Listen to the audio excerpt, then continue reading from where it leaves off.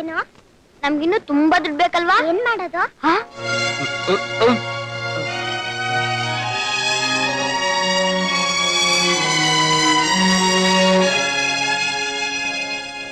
ಬಿದ್ದೋಗ್ಬಿಡ್ತಿದ್ರಲ್ಲ uncle.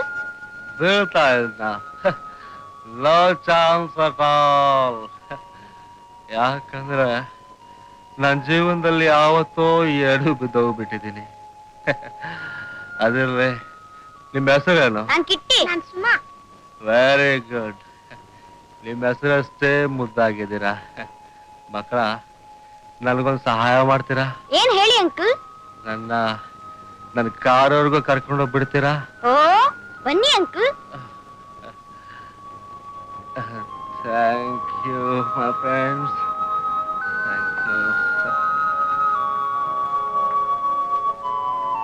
Thank you my kid. Uncle ನಮ್ಗೆ ನಿಮ್ ಮನೇಲಿ ಯಾವ್ದಾದ್ರು ಕೆಲ್ಸ ಇದ್ರೆ ಕೊಡಿ. ಕೆಲ್ಸ?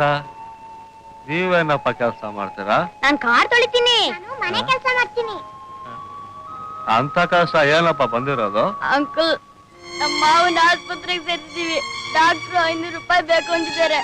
ನಮ್ಮ ಹತ್ರ 200 ರೂಪಾಯಿ ಮಾತ್ರ ಇದೆ. ಇನ್ನು 300 ರೂಪಾಯಿ ಬೇಕು. ಯೋಚನೆ ಮಾಡ್ಬೇಡಿ, ನಾನು ಕೊಡ್ತೀನಿ.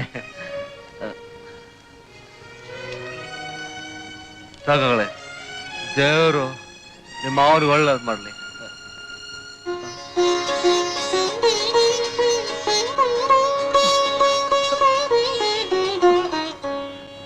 ಡಾಕ್ಟ್ರೆ, ನೀವು ಕೇಳಿದಷ್ಟು ದುಡ್ಡು ತಂದಿದೀವಿ, ತಗೊಳ್ಳಿ. ನಮ್ಮ ಮಾವನ್ನ ಬೇಗ ಹುಷಾರ್ ಮಾಡಿ. ನಮ್ಮ ಮಾವನ್ನೇ ನಮ್ಮನ್ನ ಕಷ್ಟಪಟ್ಟು ಓದಿಸ್ತಾ ಇರೋದು. ನಮ್ಗಿರೋದು ನಮ್ಮ ಮಾವ ಒಬ್ಬನೇ. ಅಳ್ಬೇಡ ಮರಿ, ಅಳ್ಬೇಡ. ನಿಮ್ಮ ಮಾವ ಬೇಗ ಹುಷಾರಾಗ್ಬಿಡ್ತಾರೆ. ಮಾವ, ಯಾಕೆ ಮಾವ ಇಟ್ಟಿದ್ದೀರಾ?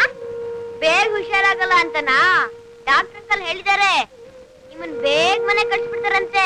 ಹಾ ಮಕ್ಕಳು, ನನಗೋಸ್ಕರ ಎಷ್ಟೊಂದು ಕಷ್ಟ ಪಡ್ತಾ ಇದ್ದೀರಾ. ಸುಮಾ, ಇಷ್ಟೊಂದು ದುಡ್ಡು ಹೇಗ್ ಸಂಪಾದನೆ ಮಾಡಿದ್ರಿ? ಹಾಡೇನ್ ಸಂಪಾದನೆ ಮಾಡಿದ್ವಿ ಮಾವ. ಆಮೇಲೆ ಯಾರೋ ಪುಣ್ಯಾತ್ಮರು ತುಂಬಾ ದುಡ್ಡು ಕೊಟ್ರು. ನನಗೋಸ್ಕರ ಬೀದಿ ಬೀದಿ ಅಲಿತಾ ಇದ್ದೀರಲ್ಲ, ಇನ್ ನನ್ ಬದುಕಿ ಏನು ಪ್ರಯೋಜನ ಇಲ್ಲ, ಏನು ಪ್ರಯೋಜನ ಇಲ್ಲ, ಏನು ಪ್ರಯೋಜನ ಇಲ್ಲ. ಮಾವ, ಅಳು ಬರುತ್ತೆ. ಇಲ್ಲ ಇಲ್ಲ, ನನ್ ರಾಜ, ಇಲ್ಲ, ನನ್ನ